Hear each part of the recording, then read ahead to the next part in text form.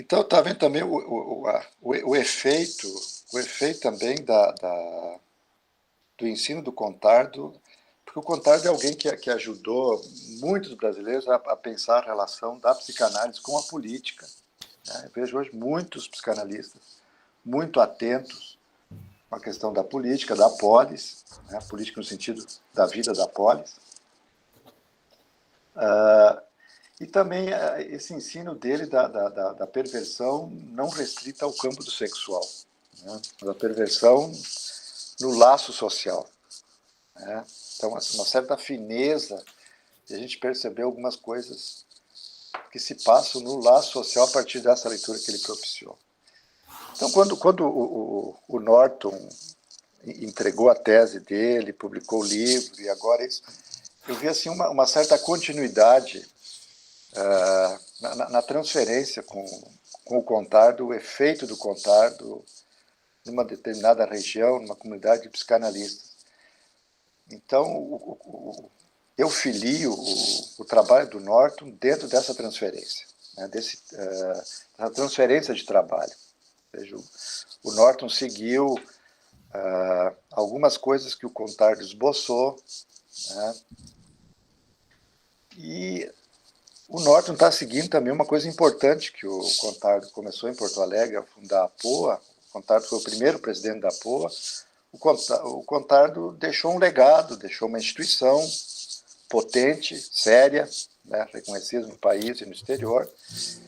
E o Contardo, nesse legado, né, ele deixou também alguém que o está sucedendo, né? O Norton hoje é presidente da Associação Psicanalítica de Porto Alegre, né? Então, Norton, seja bem-vindo entre nós.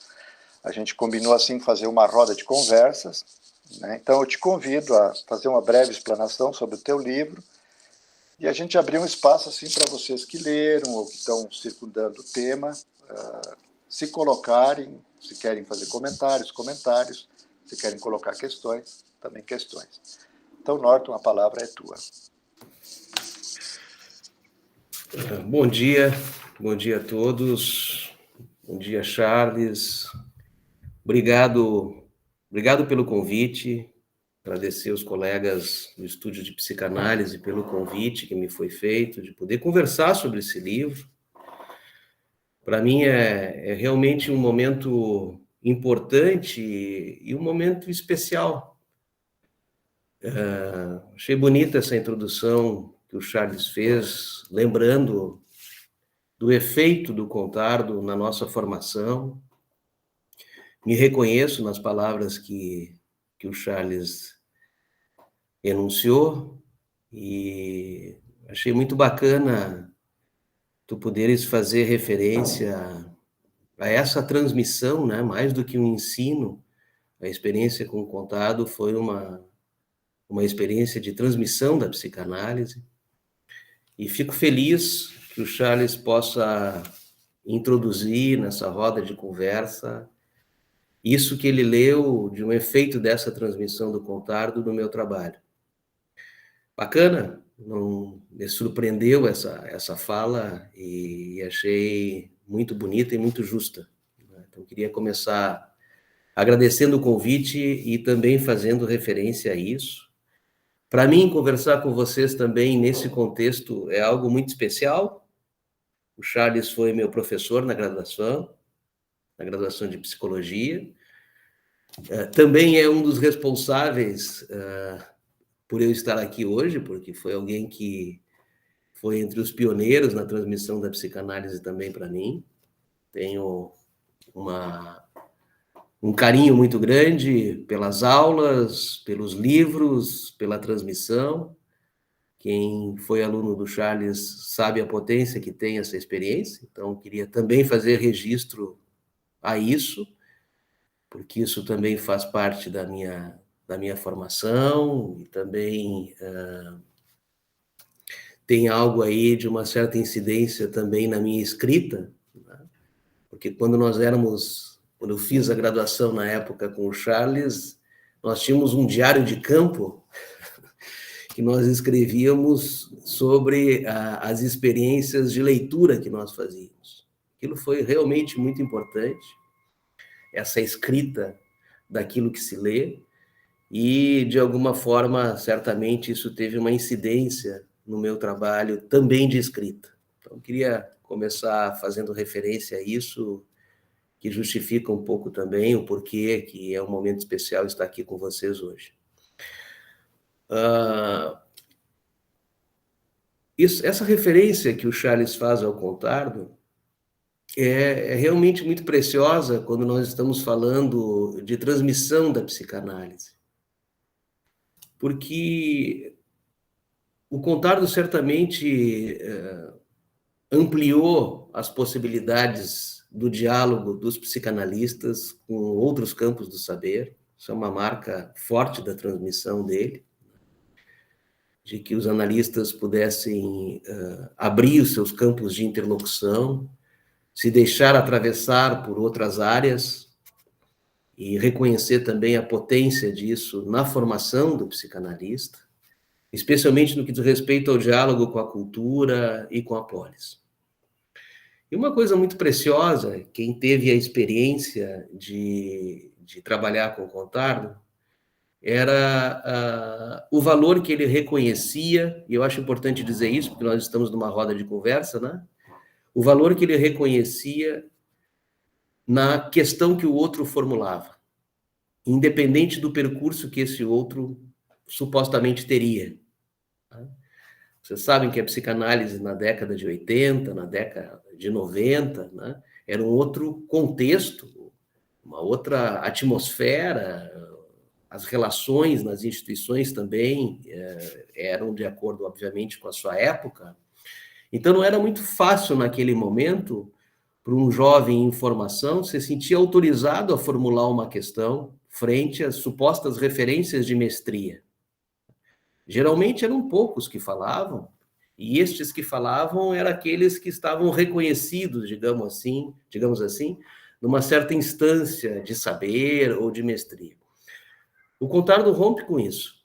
Né? Ele se interessava saber o que os jovens estavam pensando. Isso é algo muito importante, porque ele achava imprescindível que os psicanalistas dialogassem com as novas gerações, dialogassem com os jovens, independente do percurso que este supostamente teria. Isso é algo que, para mim, naquele momento, naquela época, era algo eminentemente subversivo, tá? E hoje a gente reconhece o valor e a potência que isso teve para também possibilitar um alcance do diálogo da psicanálise com as novas gerações. Especialmente no que diz respeito a essa interlocução com a polis, com a cultura. E uma das questões que sempre me balizou nesse meu trabalho com as perversões tem a ver com uma afirmação que o Contardo, certa feita, fez e que a Lúcia Pereira resgatou na live que nós fizemos do lançamento do meu livro na Editora Escuta, que o Contardo fazia referência que é importante que na condução de uma análise, independente de que estrutura esse analista esteja lidando, esteja escutando, independente da posição subjetiva desse suposto analisante em relação à castração, que o analista pudesse preservar os benefícios da sua análise.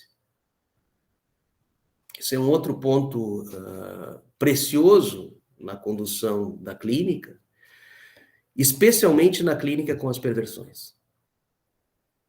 Que este sujeito, pela sua particularidade em relação à castração, vai, de forma muito radical, tentar localizar a divisão subjetiva do analista. Tentar localizar a castração do analista, num certo intuito de produzir aquilo que o Lacan nos adverte no texto dos escritos Kant com Sade, que é um belo texto no que diz respeito a pensar a lógica da perversão, no sentido de desestabilizar o outro, mas com o propósito de atingir supostamente o seu pudor. Então, é preciso que o analista que se autorize a trabalhar com as perversões esteja divertido em relação a isso, que uma das possibilidades desse trabalho poder avançar é o analista preservar os benefícios da sua análise, porque eles vão ser radicalmente tensionados nessa escuta. Bom, eu não estava esperando essa referência ao Contardo, mas as primeiras associações que me ocorreram para seguir na esteira aí que o Charles nos abriu para nós, né? Bueno, esse livro sobre as pedofilias é um livro que, como o Charles bem disse, é uma espécie de capítulo desse primeiro livro, né, das perversões. Naquele momento, quando eu escrevi esse livro sobre as perversões, eu pensei em falar sobre as pedofilias, mas achei que era preciso um tempo, uma volta a outra em relação ao tema e escrever um livro específico sobre essa temática. A minha ideia era escrever justamente como uma forma de ensaio. E essa escrita, ela acabou surgindo de uma maneira diferente de como as minhas escritas, de modo geral, acontecem, né? Porque eu não tenho, eu digo isso no livro, eu nunca tive e não tenho o hábito de escrever, de fazer anotações, após a escuta dos meus analisantes. Nunca tive essa experiência, nunca precisei e também nunca desejei fazer isso, de, após a escuta de um determinado caso clínico, fazer anotações, fazer registros. Também, e digo isso também no livro, não tenho nenhum tipo de resistência com quem faça isso, mas é simplesmente dar um certo testemunho para vocês como essa questão aconteceu para mim. Eu não tinha essa necessidade, mas quando me deparei com um caso de pedofilia no consultório, isso se deu de forma muito impactante para mim. Eu precisava escrever, precisava registrar algo como uma espécie, e hoje eu consigo ler dessa forma, na época isso não me permitia entender o porquê, mas hoje eu me dou conta que essa escrita surgiu como uma espécie de condição de travessia para dar continuidade a esse trabalho. É como se os efeitos daquela transferência que ali estava se apresentando para mim eram possíveis serem suportados a partir, no meu caso, obviamente, da escrita, como se fosse uma tentativa de fazer a travessia dessa experiência. A gente sabe que, a partir dos efeitos daquilo que a gente se depara na nossa escuta clínica, a gente tem alguns lugares para poder avançar nisso, né? Um deles é a própria análise pessoal do analista, a experiência de supervisão, é uma outra instância também, assim como os espaços de troca e de interlocução com os nossos pares, como este que nós estamos estabelecendo aqui, né? Mas, hoje, eu situo aí um quarto elemento, digamos assim, que é a experiência da escrita. Isso, para mim, está cada vez mais se fazendo presente, o quanto a escrita também é indispensável, digamos assim, para a formação do analista. E isso se deu de forma muito evidente a partir da escuta com as perversões, especialmente com as pedofilias.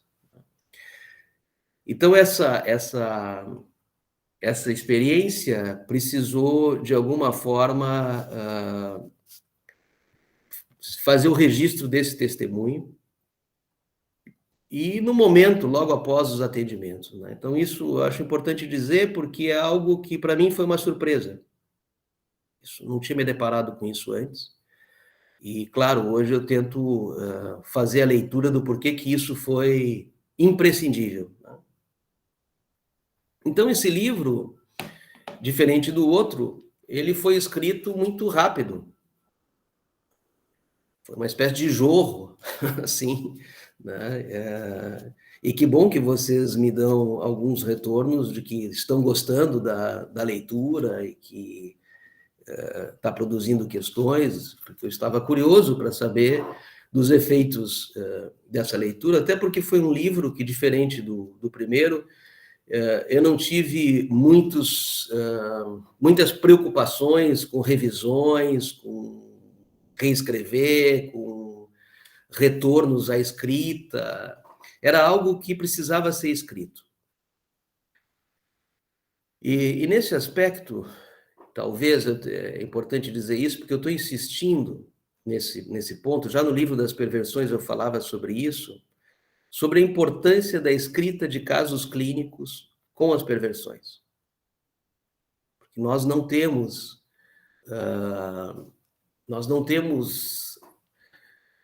frequentemente a oportunidade de ler casos clínicos. Inclusive, em alguns campos lacanianos, há uma certa crítica à escrita de casos clínicos. Vocês devem acompanhar isso, né, no sentido de que isso talvez hoje não seria mais pertinente, que isso teve a sua função na época do Freud, que talvez o caso clínico levaria a questão para o campo da novela, e que talvez a gente poderia trabalhar o traço do caso, ou pensar na transmissão da clínica sem necessariamente a escritura de casos clínicos, até porque Lacan não teria feito isso, etc. Eu, obviamente, não concordo com isso, e tenho procurado sustentar isso, tanto no livro sobre as perversões, quanto esse sobre as pedofilias, porque a clínica sobre as neuroses precisou ser escrita. A clínica com as psicoses também precisou ser escrita. E eu parto do pressuposto que a clínica com as perversões também precisa ser escrita. Claro, para isso é preciso que a gente reconheça que é possível uma clínica psicanalítica com as perversões. É preciso que a gente reconheça que alguns sujeitos estruturados numa posição subjetiva perversa podem demandar uma análise.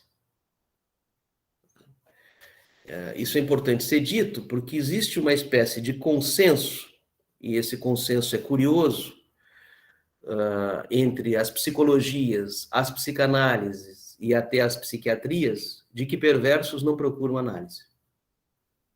É curioso porque esses campos geralmente não concordam em nada, né? Nem na questão epistemológica, na concepção de sujeito, nem no que diz respeito a diagnósticos, e tampouco a direção de tratamento, a condução de uma terapêutica, mas nesse ponto há um consenso. E nesse primeiro livro sobre as perversões eu procurei tensionar isso, essas pseudo-verdades que se estabelecem e que viram uma espécie de consenso que, do meu ponto de vista, não nos ajuda muito na formação. A gente precisa questionar essas supostas verdades que se cristalizam no nosso campo, né? Então, a ideia é justamente poder considerar as perversões na sua pluralidade, porque nós falamos em neuroses no plural, falamos também em psicoses no plural. Por que não reconhecer perversões no plural? Por que não reconhecer pedofilias no plural? E, nesse sentido, reconhecer que talvez, reconhecendo a sua dimensão de pluralidade, algumas possam se beneficiar de uma experiência de análise e reconhecer a possibilidade de se interrogar sobre a sua posição subjetiva em relação ao outro. Então, o livro a escrita desse livro surge também com uma tentativa do analista de não se sentir demasiadamente instrumentalizado na transferência.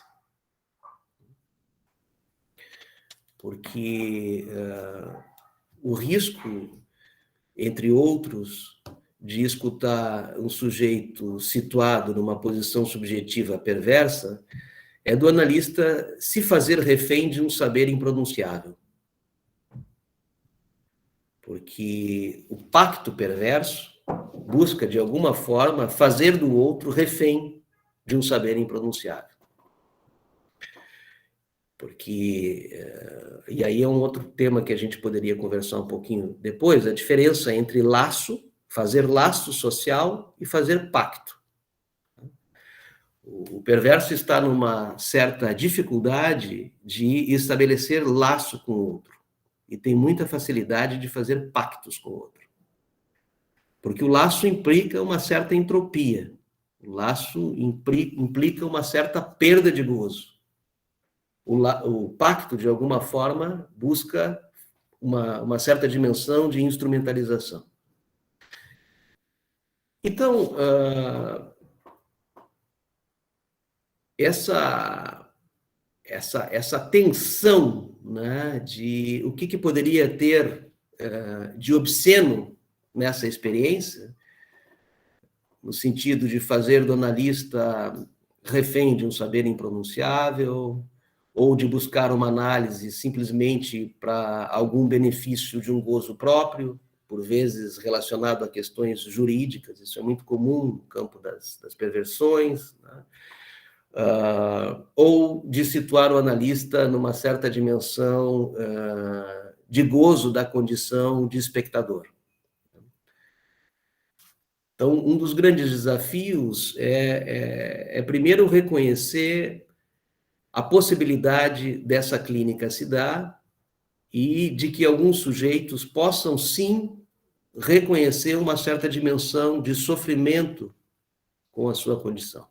Porque se a gente não reconhece alguma dimensão de sofrimento, alguma dimensão de mal-estar, realmente não é possível, né, reconhecer a possibilidade de uma direção de tratamento psicanalítico.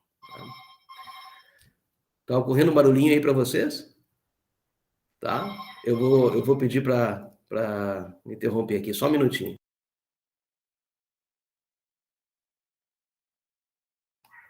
Oi.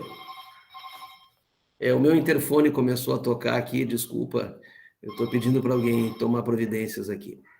Mas então, essa dimensão de reconhecer o sofrimento neste outro é a possibilidade mínima de se iniciar um trabalho. No que diz respeito às pedofilias, eu tentei situar no livro esse sujeito que eu nomeio, que estaria numa condição, entre aspas, de pedofilia passiva, e este sujeito que estaria numa condição de pedofilia ativa. Porque essa distinção também é importante. Algumas distinções nesse campo são importantes, né? Porque muitas vezes se confunde o pedófilo com o sádico abusador. E algumas particularidades subjetivas da posição discursiva do pedófilo, do ponto de vista psicanalítico, é preciso fazer a leitura do que singulariza essa posição subjetiva. No sentido de que nem todo o pedófilo é um abusador e nem todo abusador é um pedófilo. Por vezes, isso se confunde. Mas vamos com calma, então, para tentar fazer essas pequenas distinções. Ou seja, esse pedófilo passivo, que eu nomeio dessa maneira, que é esse sujeito que não partiu para o ato. Ele não cometeu o crime de invadir violentamente o corpo de uma criança, o corpo de um adolescente. Mas ele tem fantasias compulsivas que não dão descanso, que lhe invadem a cabeça e que lhe consomem diariamente. Muitos destes casos é possível reconhecer uma dimensão de mal-estar, uma dimensão de sofrimento, um medo das consequências que isso pode ter caso ele partir para o ato. Esses sujeitos, em especial, eles têm uma dimensão, um outro registro no que diz respeito à noção de alteridade, há um reconhecimento de um sujeito no campo do outro, há uma certa incidência de empatia, há um juízo moral, há ainda que seja uma certa dimensão, entre aspas, de um suposto pecado, caso ele agir. Então, esse livro foi escrito basicamente podendo pensar na possibilidade dessas pessoas poderem ter um espaço de fala e não serem julgados pelas suas fantasias. Porque se eles se sentem eminentemente julgados pelas suas fantasias, eles não conseguem dar continuidade a essa fala. Eles se retiram. Até porque, nestes casos, eles mesmos já fazem isso. Eles precisam de um espaço de fala onde eles possam dar desdobramentos a essa fantasia. E a gente sabe o quanto isso, obviamente, não é fácil também para quem escuta. Mas a gente é preciso lembrar que, para além da associação livre do lado do analisante e atenção flutuante do lado do analista, como os dispositivos mínimos para a prática analítica ocorrer, me parece que o que há de mais subversivo na fala, na proposição freudiana, digamos assim, e subversivo, inclusive nos dias de hoje, não só a partir de 1900, né, é justamente a proposição psicanalítica de que o sujeito possa falar sem ser julgado. Que o sujeito... isso é subversivo, é eminentemente subversivo. Era subversivo na época do Freud e continua sendo subversivo hoje. Porque o analista precisa fazer uma suspensão do seu da sua suposta pessoa, do seu suposto lugar de cidadão, para que se faça semblante de semblante de objeto causa do desejo. E, obviamente, para que isso se dê, como o Lacan nos propõe, ele vai pagar também o analista, não só o paciente paga, o analista também paga. Tá? Paga com seu corpo, paga com seu ser, como diz o próprio Lacan, tá? Mas são condições indispensáveis para que a prática analítica possa se dar.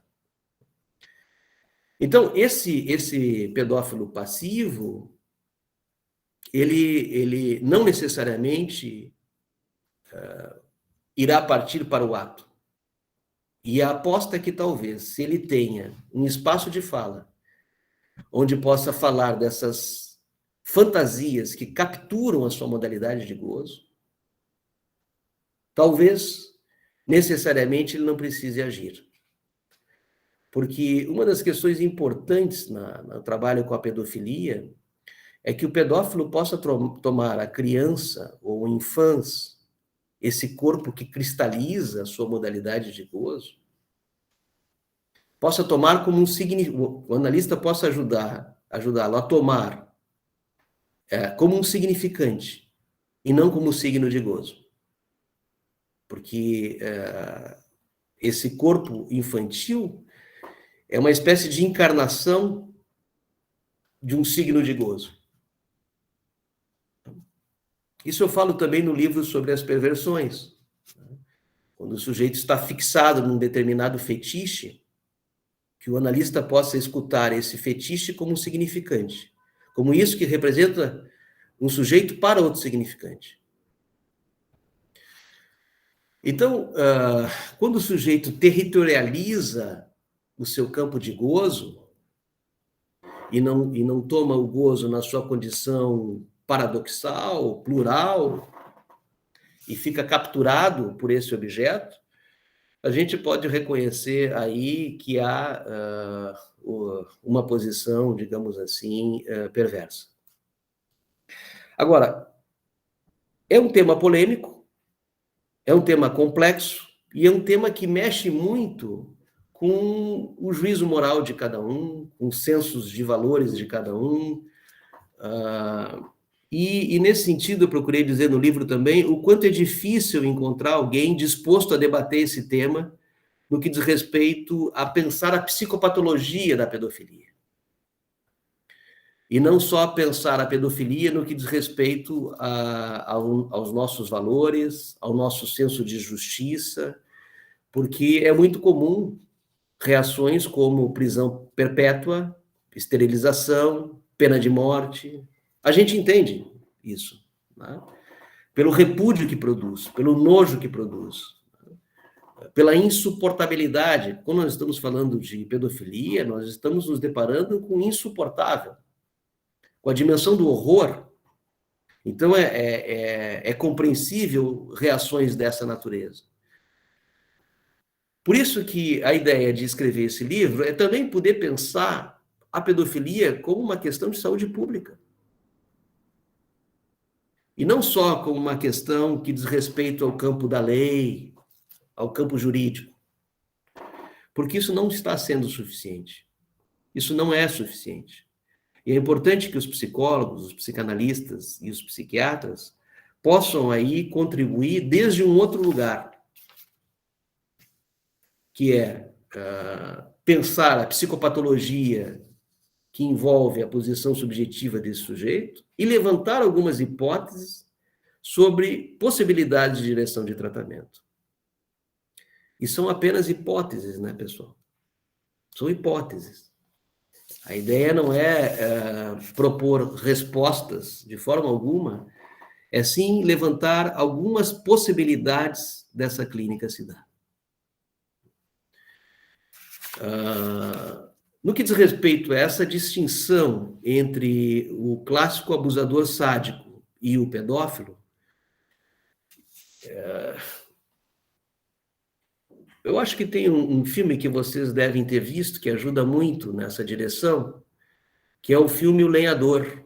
E eu cito esse filme no livro, que é um filme muito, muito corajoso, porque a diretora desse filme teve a sensibilidade, e eu diria subversiva também, de abordar o tema da pedofilia não somente pelo sofrimento da vítima, e sim reconhecendo uma certa dimensão de sofrimento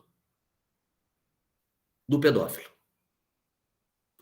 Isso é absolutamente subversivo, né? E corajoso. Inclusive, eu tinha pensado, num primeiro momento, como esta proposição de título para o livro, O Sofrimento do Pedófilo. Acho que ficou melhor ensaio sobre a pedofilia, né?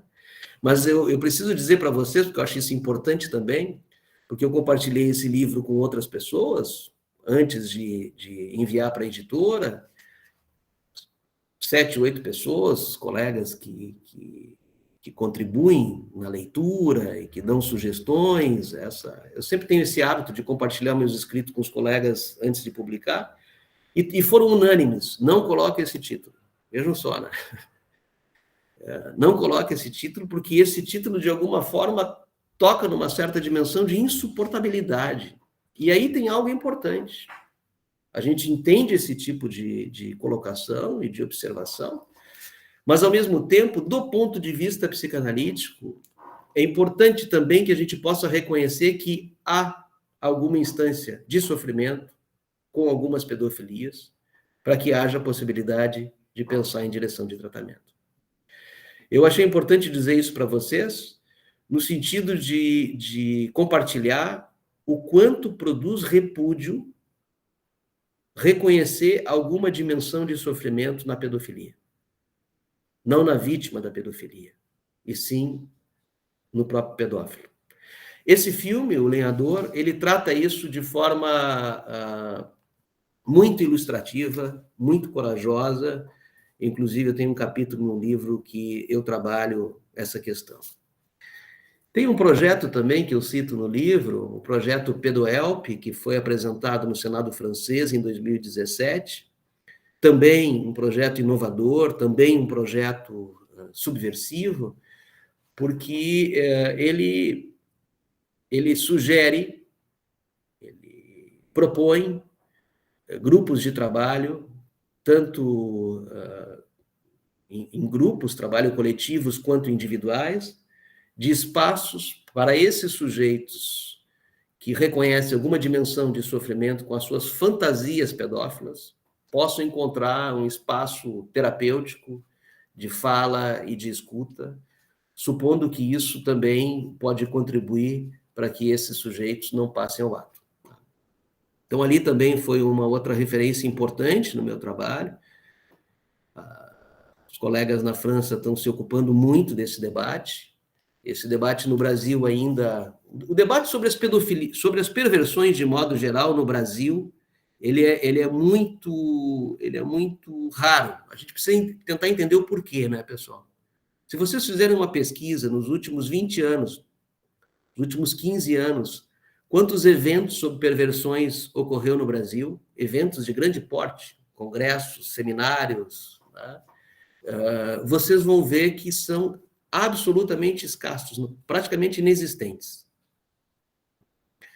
Não só as publicações, não só a escrita de casos clínicos, mas eventos para pensar o tema das perversões e as possibilidades da clínica. E a gente precisa se perguntar o porquê. Por quê? Porque essa não é uma realidade na França. Essa não é uma realidade na Argentina. Essa não é uma realidade, inclusive, nos Estados Unidos.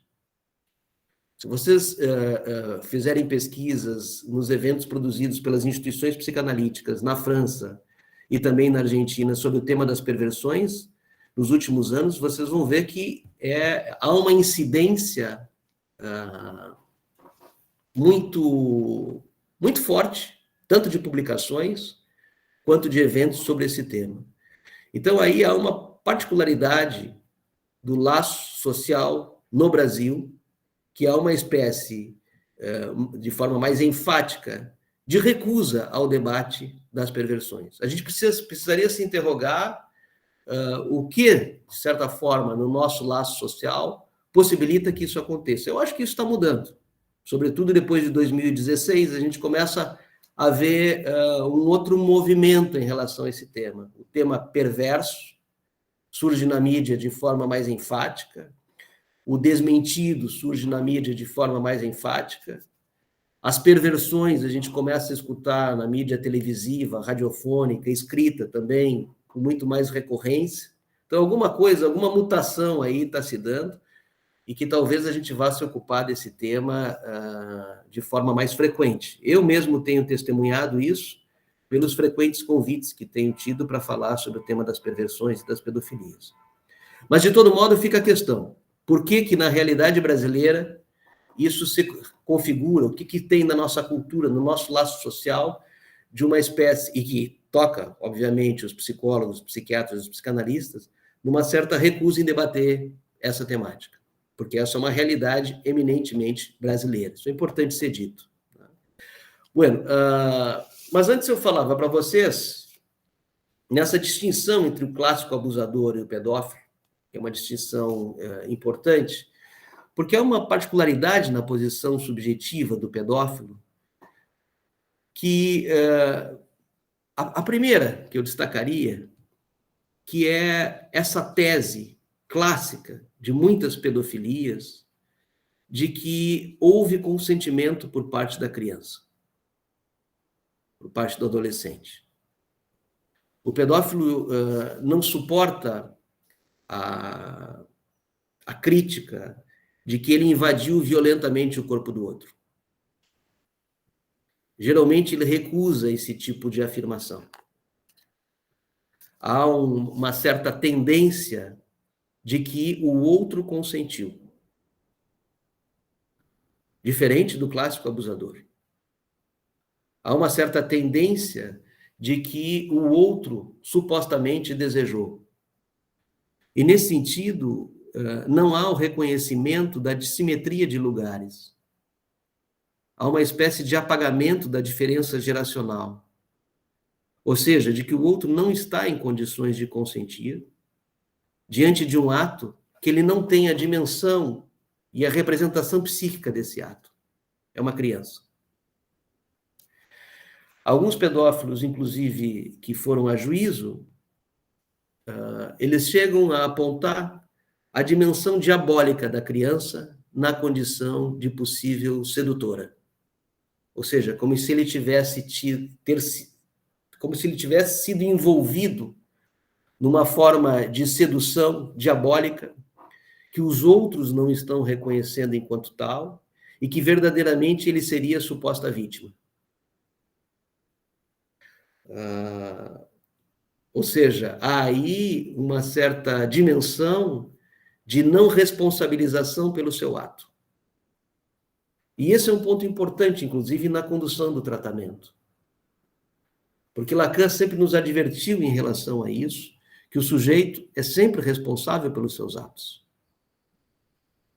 E a clínica, de modo geral, nos adverte da importância de situar os analisantes em relação a essa questão, porque é uma tendência, independente de estrutura psicopatológica, mas é uma tendência de se colocar na condição de vítima ou de espectador, minimamente, mas de não reconhecer a sua responsabilidade nos seus atos e no rumo que está dando para a sua vida. Em relação à pedofilia, isso se dá de forma muito enfática, especialmente quando o pedófilo é pego, é surpreendido no seu ato. O responsável são sempre os outros. Inclusive, eu cito um caso clínico aí, onde eu escrevo algo de quando o pedófilo enquadra o analista na cena de gozo. Que, quando esse sujeito foi preso, ele responsabiliza a própria analista pela passagem ao ato dele. Então, essa dimensão de não reconhecimento da dissimetria de lugares, de não reconhecimento da diferença geracional, de sustentar a tese do suposto consentimento, são particularidades subjetivas do discurso na pedofilia. E, além disso, há uma espécie, como nos diz Sérgio André, é uma espécie de sustentação de um discurso do suposto pai ideal. Ou seja, que ninguém ama a criança como ele efetivamente a ama. Há uma teoria perversa sobre o amor. Eu também tento trabalhar um pouco rapidamente isso no livro, tá? Que, na verdade, não há, do ponto de vista, tomando como referência a proposição lacaniana de que amar é dar o que não se tem a quem não o quer, não há uma teoria sobre o amor. Ele não ama efetivamente, ele tem uma teoria perversa sobre o amor. Porque ele supõe que ele pode supostamente suplantar, completar aquilo que falta a essa criança. E, nesse sentido, ele se coloca numa posição, como Lacan nos adverte, de se fazer instrumento do gozo do outro.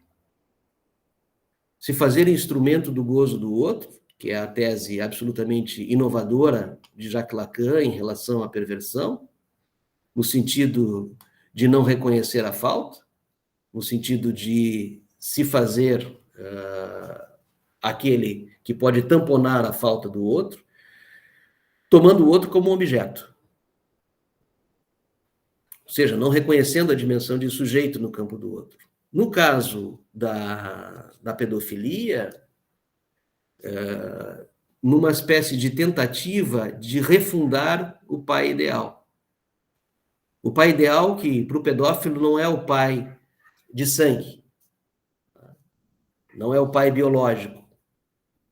É esse pai que supostamente vai iniciar, vai fazer a iniciação sexual dessa criança. Esse é um outro ponto importante de ser observado, que é essa dimensão de uma certa captura por esse corpo supostamente inocente, supostamente angelical, aonde o pedófilo cumprirá a função de ser o iniciador, aquele que vai colonizar o corpo do outro com a insígnia do sexo. Então, tudo isso para dizer, entre outras coisas, né, que, diferente do abusador sádico, né, ele sustenta a tese de que ele não causou sofrimento no outro, ele não invadiu o corpo do outro violentamente. Ele é radicalmente contra a violência física, contra o estupro, né, porque ele precisa sustentar essa tese do consentimento. Então, essa me parece uma diferença importante e que rompe com aquela ideia clássica, cristalizada, de que o pedófilo é alguém distante e que as pessoas precisam se proteger de uma certa caricatura da pedofilia. Não. Há uma certa... é preciso reconhecer o quanto isso, por vezes, está muito mais próximo, né? Geralmente são pessoas que estão próximas dos convívios e que estão em relação, muitas vezes, de poder, de mestria, etc. O livro da Vanessa Springorá, O Consentimento, que é um livro que eu cito nesse livro sobre as pedofilias, que foi traduzido para o Brasil no início desse ano, ela narra muito bem isso, quando ela fala da experiência de vulnerabilidade dela em relação a Gabriel Matzneff, esse famoso escritor francês, que inclusive era um defensor, era um ativista pedófilo, fazia defesa enfática do direito à pedofilia. Em alguns dos seus livros, ele relata experiências reais de relação sexual com jovens, meninas e meninos, entre 12 a 14 anos de idade. E ela relata a própria experiência que teve com ele, 30 anos depois, ela relata essa experiência. Esse livro fez muito sucesso na França no início do ano 2020, quando saiu, acho que foi janeiro de 2020. Foi um sucesso assim, de vendas e de debate sobre esse tema na França, porque ela justamente vai sustentar essa tese do consentimento. Não há consentimento. Uma criança, uma adolescente não tem condições de consentir, porque essa era a tese do Matzneff. Ela consentiu. E é interessante porque ela também vai nos advertir em relação a algo que eu tento dizer no livro, como que os outros não viram. Ela, uma menina, na época, a mãe trabalhando muito, a mãe trabalhava no meio literário, ela estava sempre às voltas com os escritores, uma menina bonita, mas desamparada, e o Matzneff viu nela aquilo que ela chama de uma presa fácil, uma menina carente, vulnerável, ele a seduziu, e ela... Nos dias, puxa, ele me buscava na escola, eu fui internada no hospital, isso ocorreu por alguns anos, nos chamando a atenção para um território de cumplicidade, aonde os outros calam e não se posicionam em relação a isso, né? O que me fez dizer no livro que um pedófilo, melhor dizendo, um perverso, quando atua sistematicamente no mesmo território, e isso ocorre, é porque há, assim, um contexto de cumplicidade. Então, esse livro dela é muito importante porque é um relato que busca fazer furo, contestar essa suposta tese do consentimento. E é interessante que ela diz que ela só se deu conta da importância de falar disso e de escrever sobre isso quando se tornou mãe. Ela tinha uma responsabilidade com as outras gerações. Está surgindo uma questão aqui, qual o nome do livro? É O Consentimento. Bom, está muito rápido, pessoal. Está dando para acompanhar? Perfeito.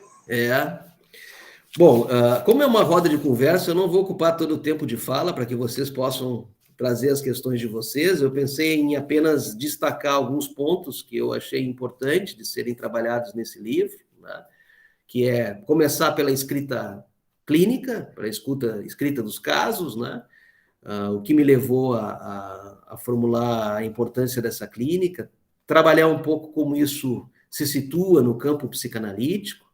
Mas o que me surpreendeu, o que eu acho importante dizer para vocês nessa pesquisa, porque realmente foi algo que me surpreendeu bastante, eu não imaginava isso, o quanto essa questão do monstro, né, da monstruosidade, que é algo que eu procuro, de certa forma, fazer uma certa crítica em relação a essa posição em relação à pedofilia, porque não nos ajuda muito, especialmente no que diz respeito à possibilidade de tratamento, mas o quanto essa questão de situar o pedófilo na condição de monstro é algo recente na cultura. Ou seja, e ali eu trago alguns relatos, e vocês conseguem ver facilmente no YouTube hoje, vocês podem entrar no YouTube e comprovar isso, o quanto era muito comum na década de 80, instituições constituídas juridicamente em defesa da pedofilia na Europa, sem nenhuma implicação legal em relação a isso. Ativistas pedófilos em horário nobre na televisão, fazendo defesa da pedofilia, sem qualquer tipo de consequência em relação a isso, né? Então, existia uma espécie de tolerância em relação à pedofilia, que obviamente hoje é impensável imaginar alguém ir na televisão, num programa de rádio, se declarar ativista pedófilo, né? Mas não era assim na década de 80 e na década de 90 não era assim também. Se vocês digitarem, por exemplo, Vanessa Springorá, não, desculpa, se vocês digitarem Denise Bombardier no YouTube e Gabriel Matzneff, esse famoso escritor francês, vocês vão encontrar o famoso diálogo da Denise Bombardier com o Matzneff, né? Onde ele está no famoso programa Apostrophe, do Bernard Pivot, que entrevistava grandes escritores da literatura francesa, um programa que ficou muito conhecido e que até hoje é possível acessar esses programas, tem belas entrevistas, onde o Matzneff fala lá abertamente que as experiências de escrita dele estão relacionadas à escrita, a experiências que ele teve de relação sexual com meninas. E a Bombardier faz uma intervenção nisso, ao vivo, no programa de televisão, né? Mas como é possível você estar falando disso na televisão e as outras pessoas estarem rindo ali? Claro, ela vinha de outra cultura, né? No Canadá e nos Estados Unidos, a proteção à criança e a defesa dos direitos da criança e a relação da pedofilia como um crime, naquela cultura, naquele contexto social, já estava num outro registro, num outro lugar em relação à Europa. Então, essa entrevista ela é um marco, assim, especialmente na televisão francesa, de alguém se posicionar publicamente do absurdo daquilo que estava colocado ali, com a cumplicidade passiva dos demais. Acho importante fazer essa referência, porque esse foi um dado que eu encontrei no transcorrer do trabalho que realmente me surpreendeu. Então, essa suposta aversão, de forma tão categórica, é muito recente. Nós estamos falando aí de 2, 3 décadas, né? Bueno, a ideia era poder situar alguns elementos, digamos assim, mínimos de como pensar a posição subjetiva do sujeito na pedofilia, da importância dessa clínica e da relevância pública dela também, no que diz respeito à saúde pública, e levantar possibilidades para que a gente possa se interrogar sobre a pertinência da clínica psicanalítica com as perversões.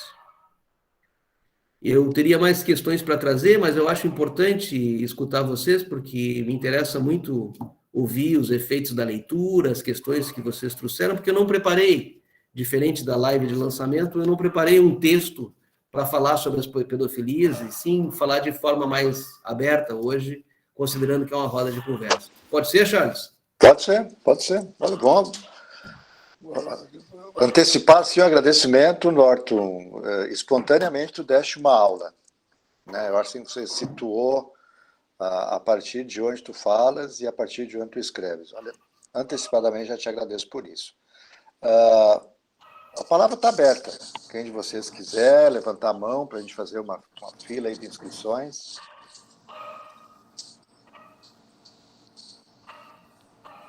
Eu gostaria. Por favor, Rita. Norton, muito obrigada por tudo que você disse aí hoje, foi muito bom, né? Realmente uma aula para nós. Gostei tanto do seu livro, que eu estava lendo e fui viajar com o livro, e era de madrugada o meu voo, e eu lendo, dormi, o livro me cai das mãos, eu nem vi. Quando eu desço do avião, cadê meu livro? Eu ligo, eu vou, Charles, tem outro livro aí, me vende, que eu não terminei, perdi o meu. Aí, então, eu comprei 2 livros, claro, porque eu estava bem interessada em ver o tipo de abordagem que você estava colocando, que é uma abordagem completamente assim, inusitada, né? Em termos teóricos, porque na clínica eu já me deparei com 2 e únicos casos assim, que havia um certo sofrimento psíquico. Tu tira uma foto. Havia a queda da certeza do sujeito em relação a ele estar certo. Então, mas eu tenho mais de 30 anos de clínica. Então, a minha questão é muito raro aparecer pessoas que têm esse tipo de posicionamento enquanto sujeito, que fica nessa borda, que nunca atuou, que nunca fez, nunca cometeu nenhum delito, e fica só nas fantasias, né? Mas é muito raro aparecer, em mais de 30 anos, 2 casos. Você acha que é raro mesmo ou é para mim que não tem aparecido? Sim. Como é que fizemos a cada questão, uma rodada, Charles? Como é que... Não, está sem áudio. Está sem áudio. Vamos fazer assim uma rodada de questões, que eu acho que fica mais fácil até para ti, tá misturando as respostas. Tá bem. Né? Eu anotei aqui, Rita, tá? Pronto, eu queria fazer... Obrigada. Fábio. Primeiro, parabéns pelo livro, Norton, mais uma vez. Eu achei... eu me lembro que uma vez o professor Charles, na aula, falou sobre pedofilia, eu realmente achei a questão abjeta. Mas, assim, ao ler teu livro, realmente despertou, todas as tuas colocações e tudo, a possibilidade real, realmente, da gente, uma necessidade de estar aberta a uma escuta desse tipo de coisa. E tem 2 coisas assim que eu achei fantásticas. Uma sobre o caso do Zé, quando a mãe dele colocava ele para rezar junto com o irmão, e a gente está discutindo aqui aquela questão da cumplicidade, de alguém ser sempre cúmplice. Isso fica evidente. E da falta de percepção dele, que o irmão não consentia, a não ser quando o irmão mais velho diz, olha, eu era uma criança. Até porque a pena, digamos assim, que a mãe colocava para ele, e o irmão era igual. Botava os 2 de joelho para rezar, ou seja, na cabeça dele, não era só eu que estava fazendo alguma coisa errada. ele também estava fazendo, senão ele não estaria aqui rezando do meu lado. Entendeu? Eu achei muito interessante todas as coisas que você trouxe nisso. Mas outra contribuição que eu vejo no livro traz, sobretudo, no tipo de tratamento que se pode dar dentro de um aspecto legal, que é a sua visão de falar sobre pedofilias, ou seja, elencar a diferença do comportamento, pode dar dentro do campo jurídico. Por quê? Porque nós estamos falando de pedófilos que são fantasiantes, ou seja, um que vive atormentado com a fantasia pedófila e outro que tem medo ainda de tudo isso, que isso vire o ato. Né? Eles daí estariam no campo de não cometer o ato fisicamente, né? E o outro que cometeu e se arrependeu e sofre por isso, etc. e tal, e o outro que não está nem aí, que vai voltar a cometer e não está nem aí. Então, um cometeu o crime e o outro não, teoricamente. Mas tudo isso passa por outra coisa, que é o consumo que existe hoje da pedofilia enquanto imagens e vídeos, que se tornou análogo a drogas. E ainda assim, se você é traficante ou possui drogas, se você não está traficando, a pena é diferente, se é só para consumo. Então, o pedófilo, mesmo que ele tenha um material para consumo dele, não estou aqui concordando ou não, mas assim, só para refletir, se ele possui um material para consumo e não vende, eu acredito que a pena que ele sofre e a rejeição social é do mesmo modo. Essa sua diferença de colocar um que não cometeu e o outro que já cometeu, pode sim possibilitar com discussão lá na frente, junto com instituições como a AB, tudo, ver a possibilidade de colocar esses indivíduos no futuro, ser indicado a eles algum tipo de tratamento clínico. Sobretudo para aqueles que estão ali na parte da fantasia. Não, mas ele foi pego no computador dele com pornografia infantil. Ok, mas ele nunca tinha abusado de ninguém. Então, assim, eu achei que você abriu um espaço para se dialogar sobre isso. Entendeu? Então, era isso que eu queria colocar e lhe agradecer. Um abraço, né? Obrigado. Juliana Falcão está na lista. A palavra é sua, Juliana. Oi. Norton, queria parabenizar muito pela publicação desse livro, né? Eu acho que foi um livro muito corajoso e muito cuidadoso, né? Também. Dá para perceber, né, o seu cuidado com todas as direções que você vai tomando ao longo do livro, né, inteiro. Eu gostei muito da forma como ele foi escrito também, de ir contando o caso, né, aos poucos. Eu acho que isso foi interessante, que deu para acompanhar bem as suas questões, como foram se colocando, né, ao escutar. E aí, né, essa parte que você fala, né, da castração que o ato de escrever implica, né, se impôs como suporte para lidar com os efeitos da transferência. Eu, quando li esse parágrafo, até me identifiquei, assim, num certo sentido, porque eu já trabalhei muito com violências, né, não especificamente pedofilias, mas violências, trabalhando com o lado do agressor, né. Então, especificamente, eu lembrei disso quando eu estava trabalhando num programa de proteção a testemunhas, né, que foi justamente quando eu precisei escrever sobre isso e pesquisei sobre isso no mestrado, né, porque eu estava trabalhando com pessoas que estavam inseridas num programa de proteção, que eram vítimas e testemunhas, mas que a maioria fazia parte da organização criminosa e tinha entrado no programa para se proteger, mas que também faziam parte, né. Então, eu pensei nisso, assim, né, como foi necessário para mim escrever sobre isso nessa ocasião, para atravessar isso e elaborar. Mas eu acho que você foi além, né, quando você fala aqui, não só escrever para elaborar ou para atravessar, mas também para, deixa eu ver como é que você coloca aqui, né, para romper, né, com essa, não se deixar instrumentalizar, né, a escrita como isso. E aí, eu lembrei do livro do Mário Fly, né, sobre o desejo perverso, que ele fala muito do anonimato, né, como uma das características principais da perversão, né. Ele fala disso citando Lacan, né, da citação sobre a perversão ser de um desejo que não ousa dizer seu nome, né? E eu fiquei pensando muito nisso, assim, né? Que você não só escreve sobre isso, mas você publica, né? Eu acho que isso é muito importante, porque você publica com seu nome próprio, né? E isso é uma coisa que a perversão tenta, a todo momento,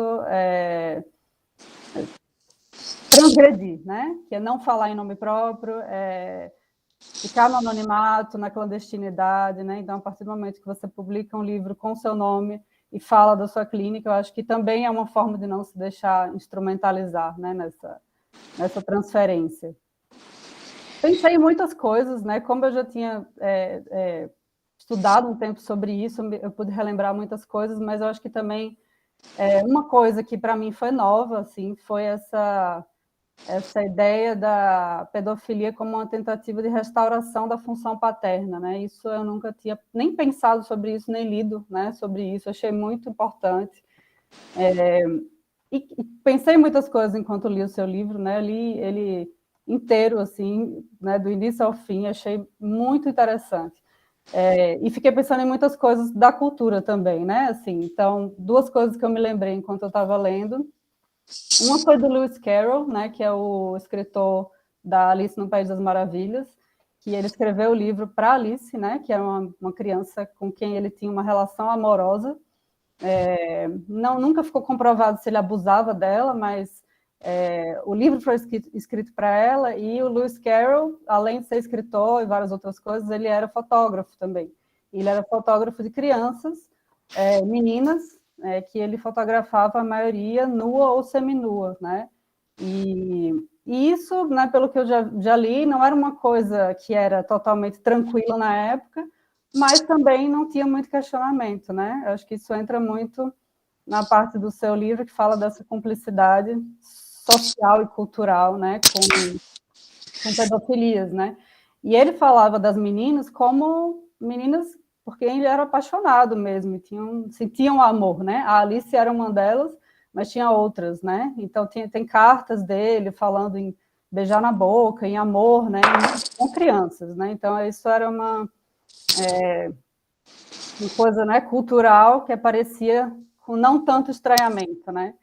E a outra coisa que eu me lembrei que ficou muito forte, assim, enquanto eu li o seu livro, foi um documentário sobre o Michael Jackson, né? Não sei se você viu esse documentário, que é muito intenso, né? São 4 horas de documentário. Eu reassisti esses dias enquanto estava lendo seu livro, porque eu fui lembrando de muita coisa, e é incrível, assim, reassistindo como está tudo ali, né? Assim, toda essa cumplicidade das famílias, das mães, né? A coisa que a gente assistindo fica muito incrível, né? Como é que uma família deixa um menino, que o Michael Jackson acabou de conhecer, um menino de 7 anos que fica na casa dele, sozinho, dormindo no quarto dele, e nada é questionado. É uma negação imensa, né? Quando a gente escuta as mães falando sobre isso.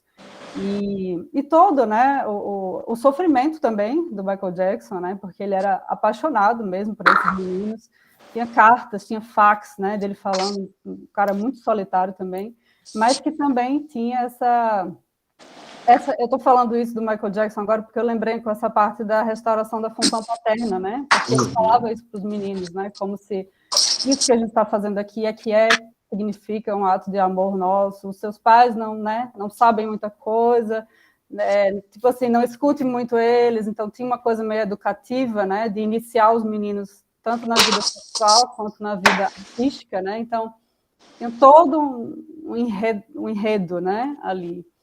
Então, bom, eu pensei em muitas coisas, mas não vou tomar muito o tempo aqui depois voltando, mas gostei muito. Cecília? Oi, Cecília. Olá, minha gente. Pronto? Olá. Olá. Olá de novo, não é? Vejam, Norton, eu ainda não li seu livro, mas eu estou muito contente por ter ousado entrar para participar escutar vocês. Primeiro porque a introdução que Charles fez, a sua apresentação acerca do trajeto, né, para escrever esse livro e de algumas coisas que diz respeito ao conteúdo do livro, eu achei, assim, enormemente interessante, porque foi me levando a associar a certas situações, né, de encontros com pessoas na clínica, que foram mais no sentido de abusadores, né, pessoas, homens que abusaram de crianças da sua própria família, e, de uma forma mais indireta, eu vou justificar pela pergunta que eu vou lhe fazer com relação às crianças, né, com autismo, tá? E, veja, a pergunta que eu gostaria de te fazer, pergunta no sentido, se você puder, né, entrar mais um pouco sobre essa questão, é sobre a transferência, né? A transferência, né, no que diz respeito à clínica, né, ao trabalho clínico, não é? Eu achei muito incrível, né? Eu acho muito necessário, é sempre importante enfatizar essa questão de como nos afeta, não é? Ter essa... E quando temos, quando temos a disponibilidade e a capacidade de suportar e dar suporte a que pessoas, nas situações em que a gente está comentando com você, que você trouxe para a gente, para suportar, ouvir e, né, acompanhar e estar com essas pessoas. Então, essa questão da transferência, ela é muito importante para mim, porque é nisso que eu estou às voltas, sabe, Norma? É assim, a questão de esses... para mim, Norma, eu vou mais eu ainda estou dentro da teoria freudiana mesmo, sabe? Eu estou indo lá. Então, essa questão, por exemplo, né, quando Freud retoma, e que você fala dessa questão do signo e do significante, não é? Então, a gente, com as crianças com autismo, eu tenho uma colega que está fazendo pesquisa, onde ela se refere a que é como se a criança tivesse ainda, né, está nessa possibilidade de marcas, de signo, mas não faz essa passagem, né, para que possa se confrontar, se haver com significantes. Então, eu acho que disso que você trouxe, bom, tem inúmeros desdobramentos, mas, se for possível, você pudesse falar acerca, não é, disso que você falou, não é, mais diretamente acerca de com que ideia, com que conceito de transferência a gente pode operar quando a gente atende, não é? Quando a gente está com pessoas, sejam com fantasias, né? Ou sejam na passagem ao ato, né? Eu só atendi, não é, 2 pessoas que tinham as fantasias, não é? E achei muito difícil, acho que é uma escolha, não é um dos limites que a gente tem que se perguntar, mas, assim, eu acho que o que você traz, né, eu acho que você deve ter muita coisa acerca da transferência. Eu acho que você já tem elementos, você já deve ter elaborado algumas questões, algumas proposições acerca do conceito de transferência mesmo no trabalho, no trabalho da clínica psicanalítica, sabe?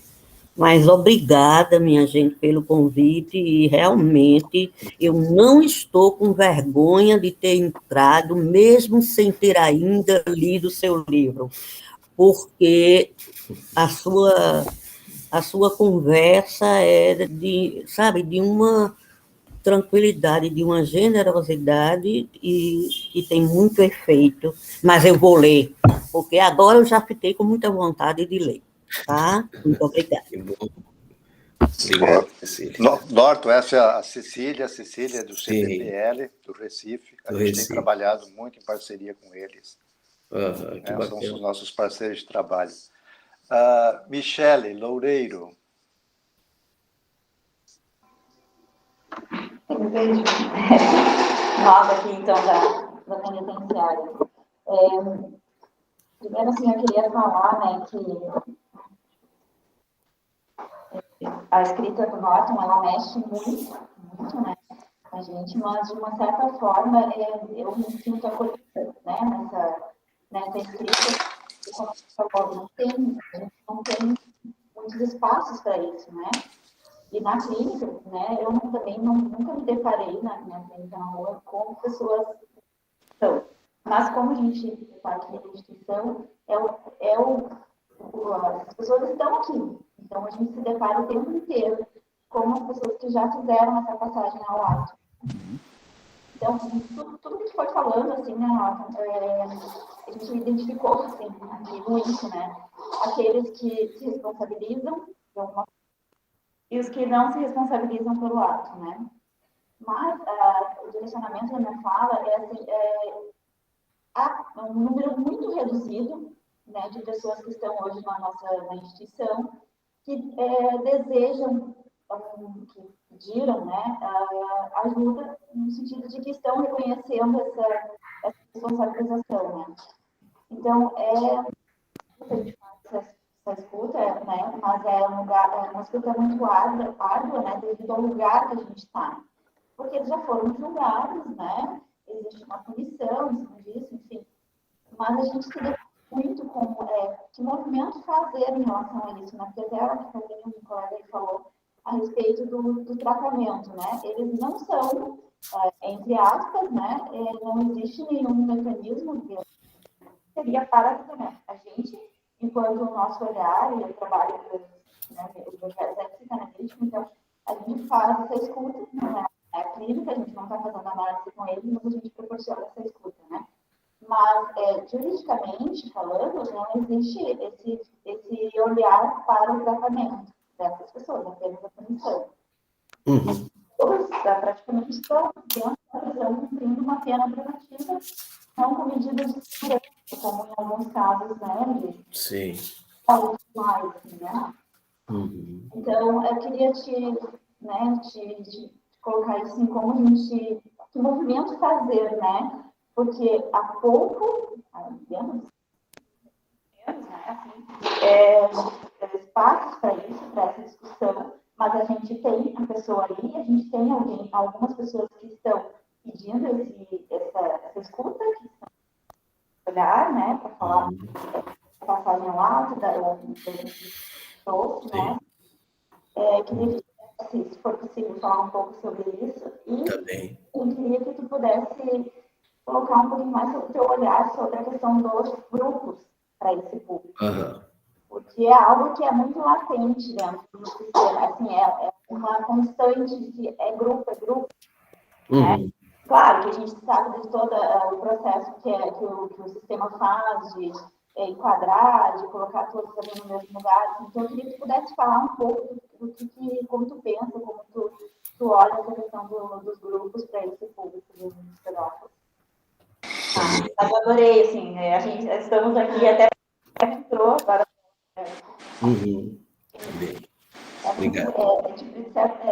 Como eu falei, a gente se sente acolhida, de certa forma, de poder ter esse espaço, assim, né? Porque, provavelmente, Que bom. Ok, então, vamos passar. Alguém mais teria alguma colocação, pergunta, comentário? Então, a gente passa para o Norton, devolve a palavra para ele. Ok, então, Norton, contigo. Ok, obrigado, pessoal. Obrigado pelas questões, a Rita, Fábio, Juliana, Cecília e Michele, né? Não esqueci de ninguém. Obrigado pelas questões. Que bom que vocês me devolvem essas questões para que eu possa dar desdobramento e a gente poder conversar um pouco mais, né? Isso que a Rita inicialmente traz de ser raro, realmente a gente constata isso na clínica. É raro que esses pacientes, de modo geral, essas pessoas, melhor dizendo, né, busquem um tratamento. Isso é um fato que a gente constata na clínica. Os motivos para isso talvez sejam os mais adversos, né? De um lado tem a posição em relação ao saber, que eu acho que é um ponto a ser considerado, né? Porque alguém, do ponto de vista, considerando a neurose clássica, né, busca um tratamento porque supõe um saber nesse outro acerca do seu mal-estar, do seu sofrimento, e esse, digamos assim, seria um motor clássico inicial de uma demanda de análise, né, de um pedido, a transformação de uma demanda, né, o que é comum na neurose, pela sua posição em relação à castração, mas o que não é comum nas perversões, que, como vocês sabem, classicamente, esse mecanismo de defesa que o Freud nos apresentou como uma operação defensiva em relação à castração nas perversões é a Verleumdung, o desmentido da castração, né? Nesse sentido, quando há um desmentido, há uma outra posição em relação ao saber. Ou seja, dificilmente um perverso reconhece esse saber no outro acerca do seu sofrimento, até porque quem detém o saber é ele. Então, de um lado, tem essa particularidade, que são realmente mais raros de procurarem tratamento, né? Mas é importante reconhecer também aquilo que Octavio Manoni sublinhou em relação a Verleumdung. Há um desmentido da castração. Né? Eu sei, mas mesmo assim, né? Eu sei que a mãe não tem o falo, mas mesmo assim. Então, há esses dois tempos. Há o reconhecimento da castração, mas há também o desmentido. Mas vejam, há o reconhecimento. Mas ele desmente. Tá bem, mas há o reconhecimento. Mas ele desmente. Ok, ele desmente, mas há o reconhecimento. Por que eu estou insistindo nisso? Porque há uma incidência da castração. Há um registro da castração, também nas perversões. Isso é importante. Né? Não há uma foraclusão, como no caso, obviamente, porque se houvesse, seria uma psicose. Né?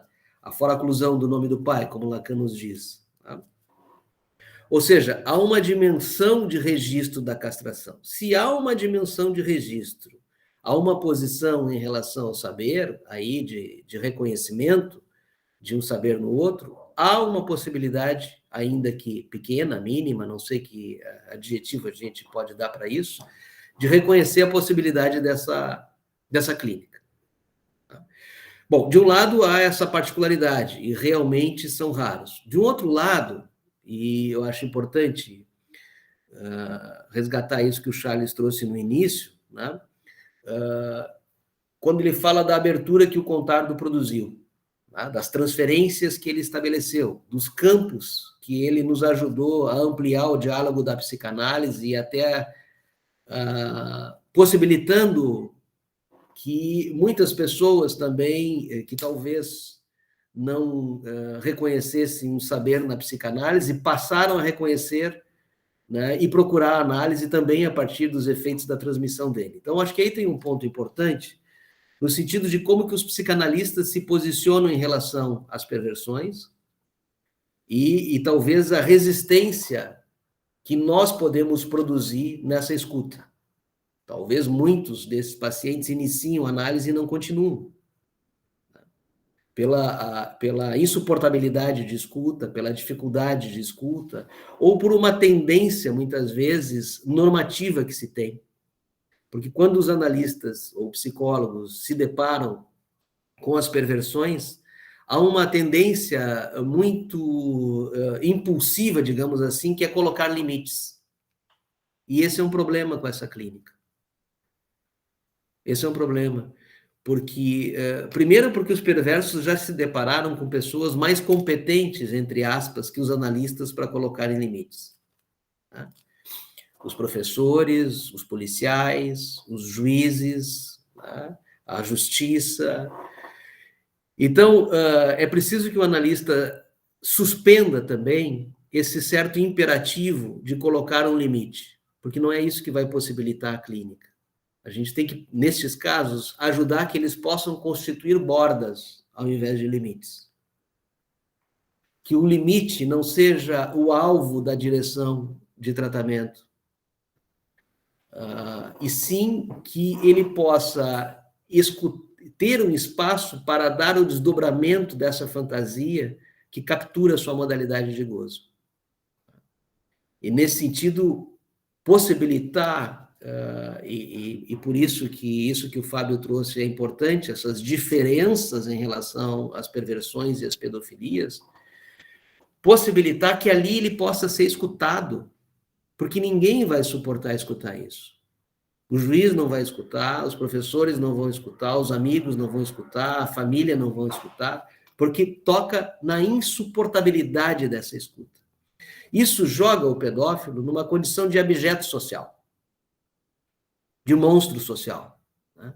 E muitas vezes essa condição de abjeto é tamanha que, mesmo que esteja na condição de fantasia apenas, por vezes ele se vê encurralado numa posição que só lhe resta atuar, para justamente presentificar a sua condição de monstruosidade.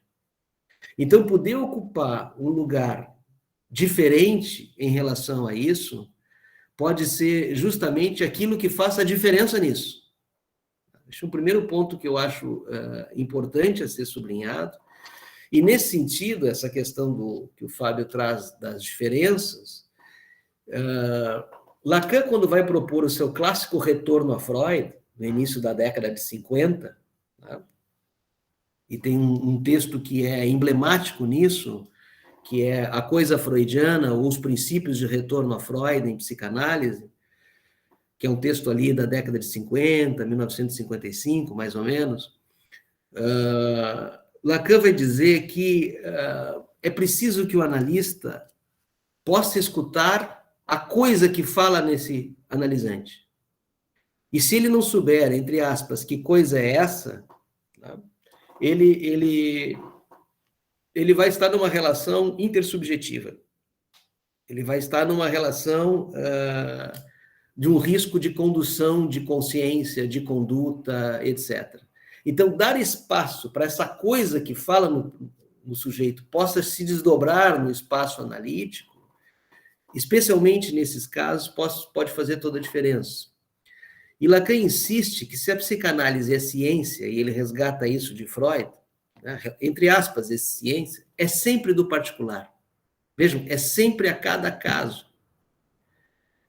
Não existe possibilidade de fazer conjunto entre as perversões, assim como as neuroses e as psicoses. E, nesse sentido, é preciso escutar, a quem deseja, obviamente, o desdobramento do roteiro perverso, de como aquilo se materializa especificamente no discurso e na história de cada um. Porque mesmo que tenhamos 2, 3 pacientes fetichistas, e que o fetiche até possa ser o mesmo, fetiche de pé, fetiche de seio, fetiche do que for, né? Como aquele fetiche se constitui na singularidade da história de cada sujeito é muito particular. E Lacan vai percorrer isso, né? Ele não vai tomar o fetiche somente no campo perceptivo, disso que cristaliza na retina do fetichista, de captura do objeto, mas ele vai tentar entender como esse fetiche foi se constituindo simbolicamente na história do sujeito. Isso é muito importante. E, nesse sentido, a Juliana trouxe a referência do texto do Mário Fleig, que é um texto muito importante. Esse livro do Mário é um livro realmente muito bom, importante de ser indicado. O Desejo Perverso, assim como o texto que ele escreve também sobre a pedofilia, que eu também cito no livro, são 2 referências que eu cito. Trabalhei muitos anos com o Mário Fleig, é uma referência importante também na nossa formação, e que tem uma produção muito interessante sobre a perversão, né? Ali, justamente, ele vai apontar algo precioso, que é importante que o analista tome o fetiche como significante e não como signo. Porque aí sim há possibilidade de talvez de um deslocamento dessa posição que cristaliza o objeto de gozo. E isso que a Juliana traz, né, de um desejo que não ousa dizer seu nome, isso é importante, essa observação, porque Lacan retira essa observação do clássico texto, na verdade não é um texto, é uma obra, né? Em Busca do Tempo Perdido, de Marcel Proust, quando ele vai abordar o ciclo de Albertina. Então, ele retrata uma passagem do Proust, quando o protagonista está, basicamente, ele está observando a senhorita Vantel atrás de umas moitas, alguma coisa assim, tá? Ele tá, não é literal, porque eu não me lembro literalmente, mas é algo mais ou menos assim. O protagonista está observando a senhorita Vantel, que está dentro da sua casa, e, de repente, a sua amiga chega, que a amiga e também era sua companheira, sua namorada, né?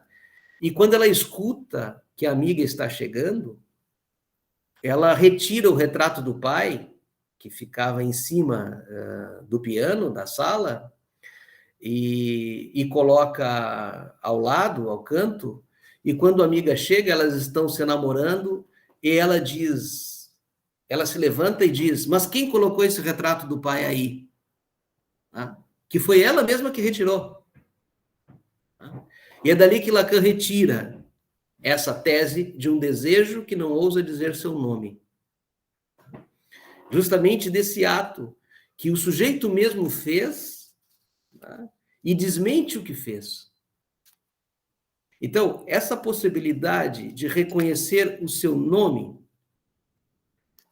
e a responsabilidade pelo seu ato é algo importante na clínica com a perversão. Só que isso não pode ser confundido com colocar limites, porque geralmente se vai nessa direção, e sim no que diz respeito à responsabilidade pelo ato, e não a culpabilização pelo ato, a responsabilidade. Isso a clínica com as neuroses nos ensina muito, porque o neurótico tende a se culpar muito e se responsabilizar pouco. É um inferno da culpa, a neurose, né? Porque está sempre tentando responder à demanda do outro, a suposta demanda do outro, e não consegue se responsabilizar por aquilo que diz respeito ao desejo. Então, esse desejo que não ousa dizer seu nome, de que o sujeito possa, na análise, ousar, né, falar das suas fantasias, sem medo, o receio de ser necessariamente julgado. Isso que a Cecília traz, eu fico feliz com essa sensível escuta da Cecília em relação às transferências, porque eu venho trabalhando muito sobre isso, eu acho que ela pegou alguma coisa aí e me devolve isso, né? E que talvez o contexto aqui nos ajude. Eu estou trabalhando num livro agora que é a escrita de Lacan com Hamlet, né? E poder pensar toda a relação que Lacan estabeleceu com Hamlet e as incidências disso na transmissão do Lacan. E tem um ponto que eu tenho me deparado, que é justamente poder pensar a transferência no plural. Vocês vejam que eu estou insistindo nessa questão da pluralidade, né? Perversões, pedofilias e transferências. Vou tentar, respondendo um pouquinho a questão da Cecília, eu vou tentar dizer um pouco o porquê disso, né? Porque quando a gente fala em transferência, em análise, e quando a gente fala em transferências, geralmente a gente faz essa fala reconhecendo as diferentes transferências em cada estrutura, né? A transferência neurótica, a transferência supostamente psicótica e a transferência perversa. Por isso, transferências no plural. Mas o que eu estou tentando pensar, né, é não tomar a pluralidade da transferência apenas para pensar as diferentes estruturas clínicas. E considerar, bom, e aí eu vou abrir uma discussão com vocês que talvez esteja fora do nosso foco aqui, mas achei importante pela questão que a Cecília traz, e considerar que podem existir diferentes transferências no percurso de cada análise. As diferentes transferências de um sujeito neurótico no transcorrer da sua análise, as diferentes transferências de um sujeito psicótico, de um sujeito perverso. Ou seja, vou tentar falar rapidamente sobre isso, né?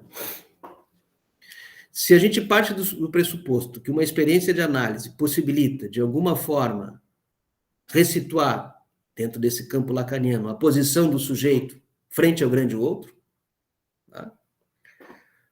Que, de alguma maneira, isso entra em cena no processo analítico, a gente pode reconhecer também que há diferentes temporalidades transferenciais numa análise. Que o sujeito dá voltas no eixo da transferência no transcorrer de uma análise.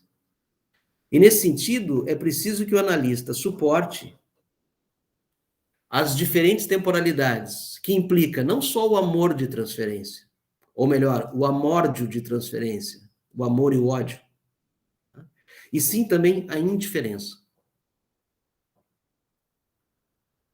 Ou seja, que o analista possa estar numa dimensão de idealização, de muito reconhecimento, de admiração, mas também que o analista possa estar no lugar, em algum momento da análise, do perseguidor, do sádico, né?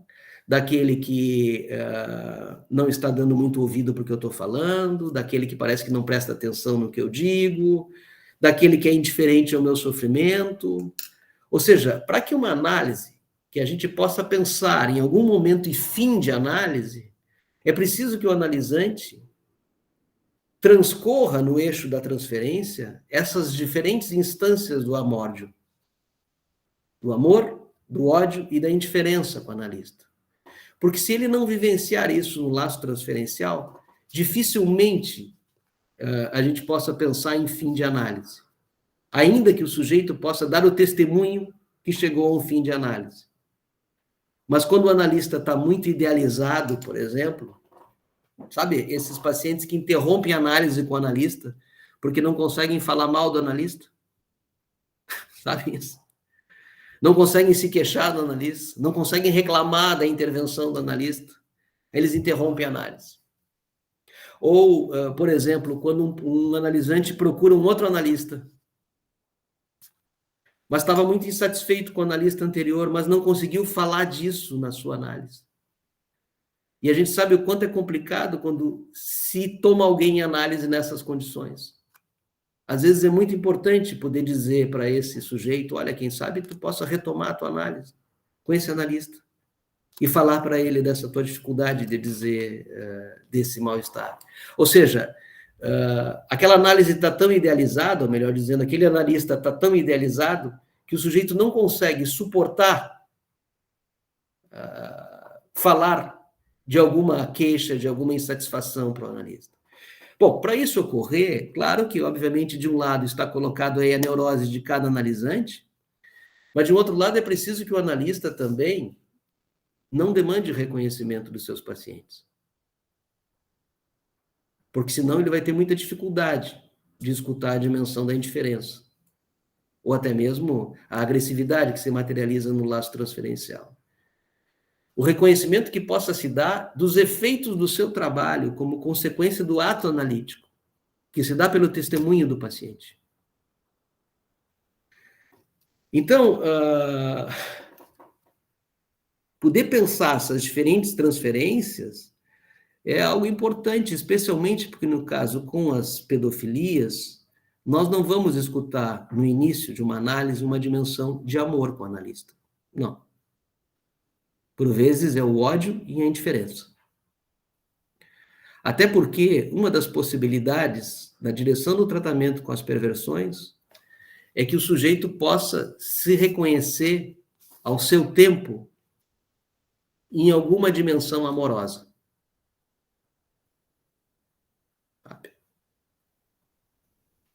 Que ele possa reconhecer o amor naquilo que diz respeito às falhas, às suas insuficiências, à suposta dívida que ele tem com o outro, que é algo difícil nas perversões. Porque o imperativo do gozo, do gozar, o aqui e o agora, há uma espécie de recusa às gerações anteriores e uma espécie de recusa à responsabilidade com as futuras gerações. É o imperativo do gozo aqui e agora. Então, que o sujeito possa se reconhecer nessa dimensão, de alguma dimensão de dívida e de culpa com o outro, isso pode se dar pela via de uma dimensão amorosa. Então, vejam que o início de um trabalho analítico com a perversão não é da mesma ordem de um suposto início de um trabalho analítico com um sujeito situado num discurso neurótico. Nessa dimensão de reconhecimento de um suposto saber no campo do analista. Então, essa questão das transferências e como o analista está situado nas transferências e considerar suas diferentes temporalidades, pode sim fazer uma diferença nesse trabalho. Então, esse é um ponto que eu queria sublinhar também, em função da questão que a Cecília trouxe, né? E também essa questão de desde que lugar o analista pode escutar que não estabeleça uma relação de cumplicidade, obviamente, com a possível passagem ao ato, que não se faça instrumento do gozo desse sujeito, mas que também não tome esse sujeito na condição de objeto, porque isso o social já devolveu isso para ele. Isso ele já está suficientemente advertido disso.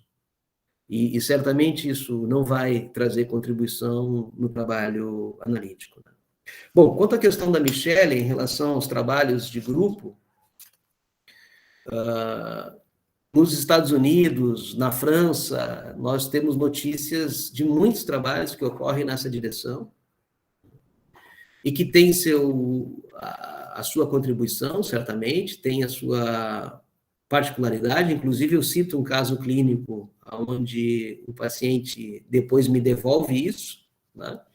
Como ali reconhecendo um trabalho que ele reconhece os seus efeitos, né? E é importante a gente reconhecer isso também, mas certamente não são excludentes, mas podem ser complementares. E de poder reconhecer que esse trabalho que se dá ali, na situação psicanalítica de tratamento, é um trabalho que tem uma particularidade, uma singularidade, melhor dizendo, que certamente no espaço de grupo não vai ser possível.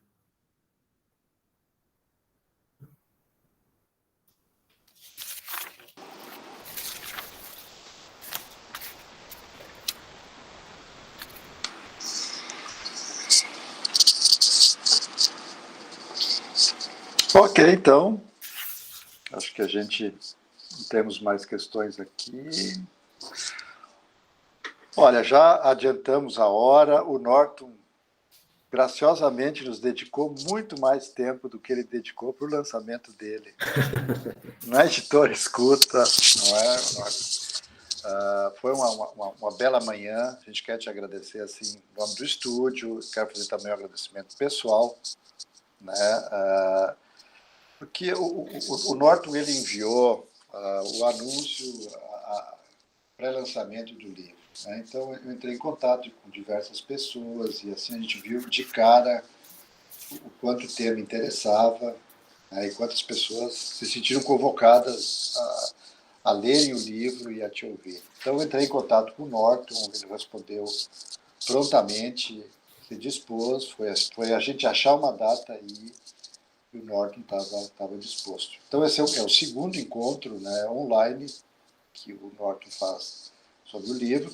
Então, fazer a referência, que já está no YouTube, o evento de sábado passado, em que a gente teve a presença da Maria Cristina Poli e da Lúcia Serrano, né, no lançamento desse livro pela escuta.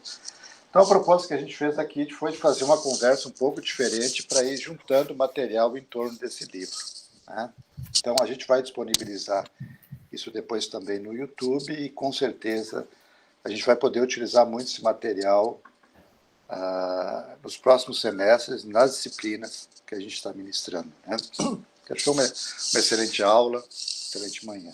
Então, Norton, novamente te agradeço a disponibilidade, agradeço a todos que se sentiram chamados para essa manhã e a gente vai encerrando esse momento. Charles, muito obrigado. Os colegas do Estúdio de Psicanálise, muito obrigado. E a todos que participaram. Gostei muito de estar aqui com vocês hoje. Fico feliz pelos retornos da leitura de vocês. Foi um momento bastante importante para mim também. Conhecer pessoas novas, isso é bacana, isso entusiasma. Compartilhar os efeitos da leitura.